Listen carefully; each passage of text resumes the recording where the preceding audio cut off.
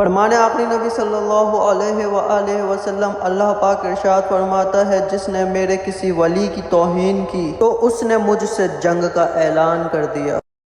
فرمان آخری نبی صلی اللہ علیہ وآلہ وسلم، جو شخص مسجد میں نماز کا انتظار کرتا ہے وہ نماز میں ہی رہتا ہے۔ فرمان آخری نبی صلی اللہ علیہ وآلہ وسلم، لا الہ الا اللہ کی گواہی دینا جنت کی چابی ہے۔ فرمان آخری نبی صلی اللہ علیہ وآلہ وسلم، جو امانت دار نہیں اس کا ایمان کامل نہیں۔